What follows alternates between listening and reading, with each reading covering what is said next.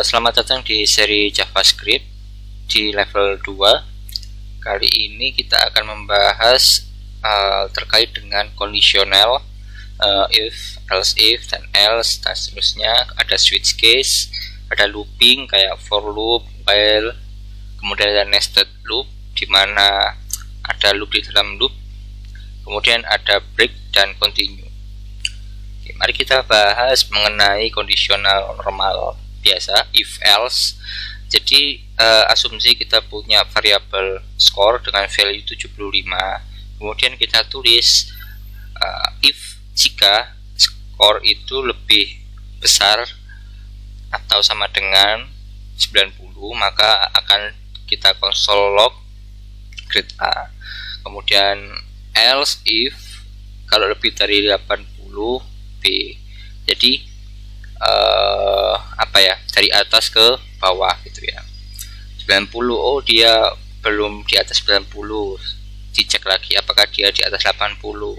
Oh belum di atas 80, dicek lagi apakah di atas 70. Oh di atas 70, maka akan muncul grade C. Coba kita praktekkan ya. Mari kita buka Chrome, inspect, kita kasih net console, kita kopikan, kita paste. Nah, maka akan muncul grade C. Oke. Coba kita ubah skornya menjadi semisal berapa, 56, jangan 65 gini ya. Nah, coba kita jalankan, maka dia akan grade D. Coba kita ubah menjadi semisal 40, nah, maka dia akan muncul grade E. Seperti itu ya, mudah dipahami. Kemudian untuk switch case kurang lebih sama seperti if else. Jadi case switch ini masukkan parameter D, jadi dia akan mengecek apabila D ini sama dengan 1 maka dikasih Monday, kalau 2 Tuesday, kalau 3 Wednesday. Selain ini maka akan defaultnya unknown day. Coba kita praktekkan.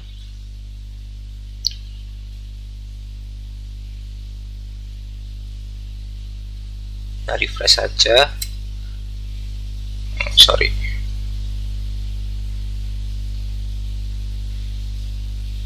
Nah, muncullah Wednesday karena 3. Coba kita ganti D sama dengan 1. Terus kita running lagi. Nah, maka akan muncul Monday. Coba kita masukkan semisal 6 gitu ya. Nah, dia akan console log unknown day. Kemudian ada for loop. Jadi logiknya adalah inisiasinya i sama dengan 0. Jadi selama i kurang dari 5, maka function atau script yang di dalam kurung kurawal ini akan dijalankan. Kemudian variabel i akan ditambah 1 karena di sini i++. Jadi kemudian nanti i-nya jadi 1, kemudian jalankan lagi i-nya jadi 2 sampai dia tidak termasuk dalam i kurang dari 5. Oke, coba kita praktekkan.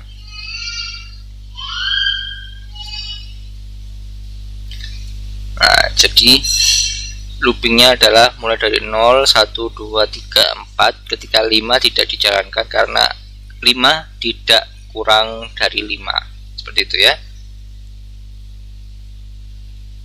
Nah, kemudian juga ada while.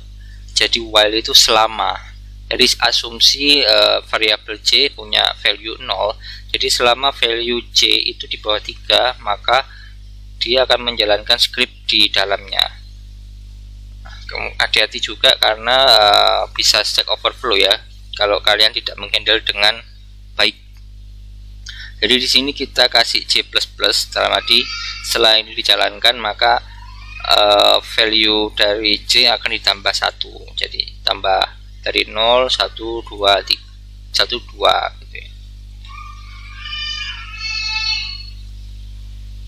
Jadi coba kita pastekan di sini, nah maka 0, 1, 2. Apabila kalian tidak masukkan C++ maka akan ngehang ya PC kalian, hati-hati. Kemudian ada nested loop, adalah looping di dalam looping. Nah, jadi ini ada for loop seperti yang kita jelaskan tadi, itu di dalamnya ada for loop lagi. Bisa, tapi hati-hati terkait dengan variabelnya ya. Pastikan variabel untuk for loop pertama itu berbeda dengan for loop yang di dalamnya juga. Coba kita jalankan.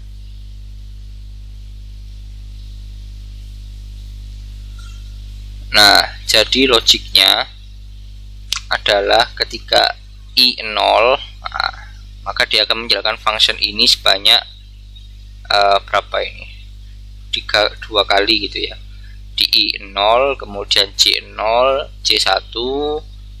Nah, kemudian ketika C2 ini kan nggak masuk ya, maka dia akan ke atas lagi.